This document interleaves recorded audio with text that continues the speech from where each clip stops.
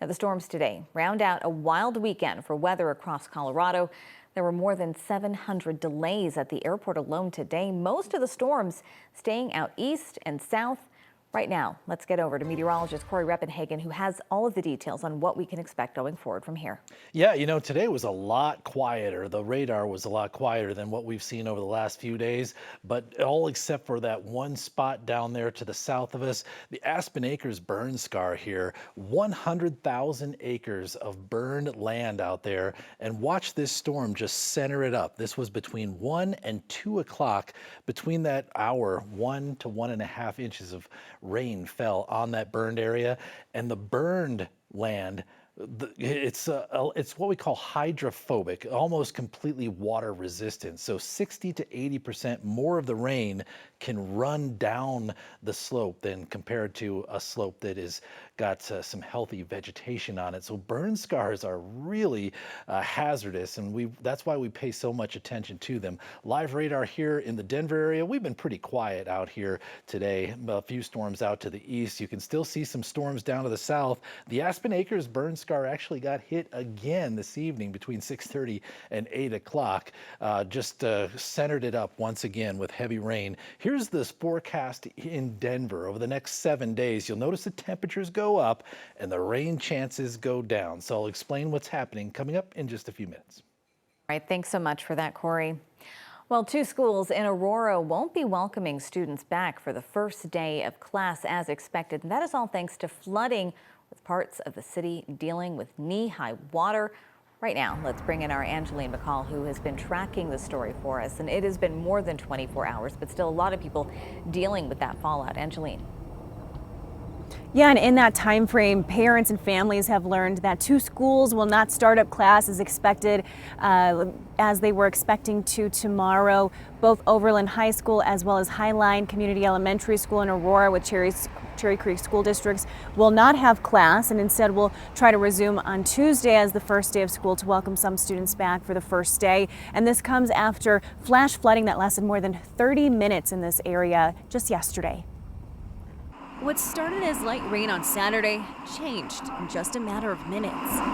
Nick's Garden Center in Aurora had customers in the store. There was no warning. And for drivers, they were just as much caught off guard. Yeah, it was basically chaos. All the calls dropped at the same time. Battalion Chief Jason Haley with Aurora Fire Rescue was on duty behind the wheel himself. It was so torrential downpour that you really couldn't see out of your windshield at all. At that point, it's just not safe to drive. I was driving with lights and sirens at 10 miles an hour yesterday, just because I really couldn't see anything.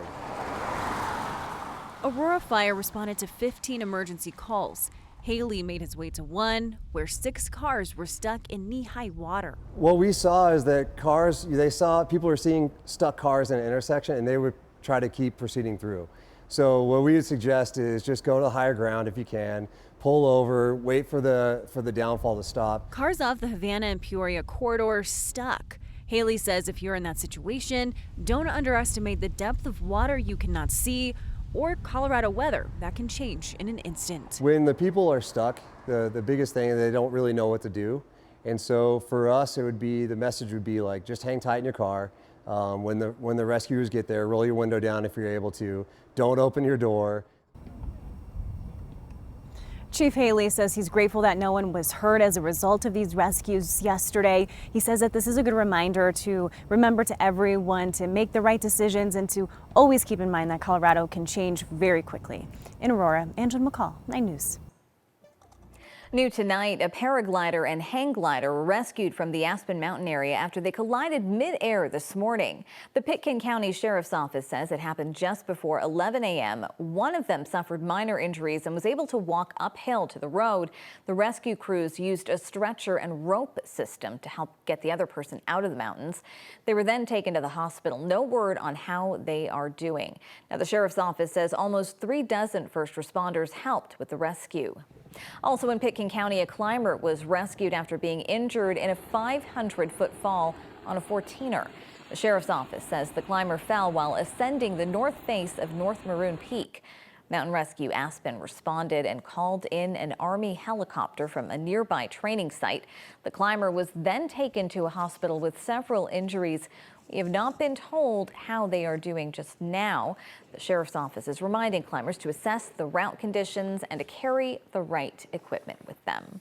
Well, Golden's former fire chief says he is planning to take legal action against the city after being fired last week.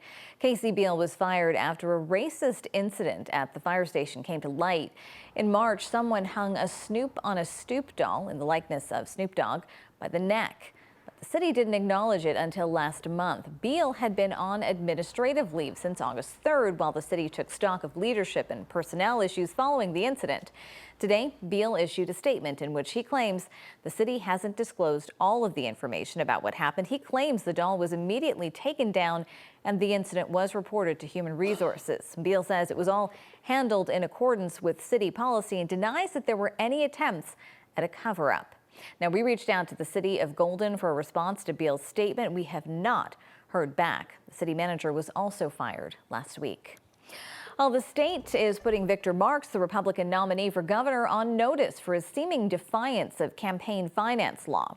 Marks was in trouble for accepting contributions beyond the legal limit when he announced a workaround: unlimited purchases from his online merchandise store. He has been pushing supporters to give him unlimited funds through the online store campaigns aren't allowed to accept, and his campaign won't say where that money is going. The Victor Marks merch store offered merch packages for as much as $1,300, which even includes a meeting with Marks. A former state Republican Party official who opposes Marks filed an official campaign finance complaint with the state. 9 News has learned the Marks campaign was just notified that Colorado's election division found one or more potential violations of Colorado campaign and political finance law.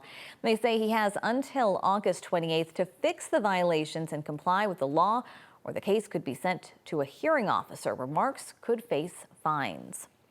Well, class starts tomorrow for Cherry Creek schools, and one of the schools is getting an advanced lesson in trademarks and licensing. Late last month, we found out that the NHL reached out to Smoky Hill High School over the use of its buffalo logo. But we now know it wasn't to get the school to stop using it. Our Marshall Zellinger got the emails between the school and the National Hockey League.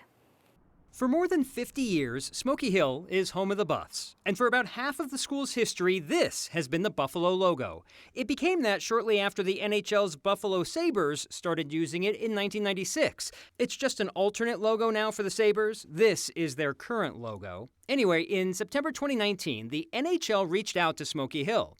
We recently learned that Smoky Hill High School is using a modified version of a Buffalo Sabres logo. We do not want to disrupt your school's use. We're happy to offer continued use at no cost under a license. The NHL talked with Smoky Hill and Cherry Creek schools about signing a royalty-free license agreement. That means the school tells the NHL where the logo is currently used and then gets permission to continue using it, so long as the school is not putting the logo on merchandise and selling it to the public. The emails stopped in February 2020, just before COVID. Then, in September 2025, the NHL emailed again. The NHL wrote that the license agreement previously granted expired in 2022. The school district tells me that agreement was never signed. Nevertheless, the NHL just wants Smoky Hill to sign a new no-cost royalty-free license agreement.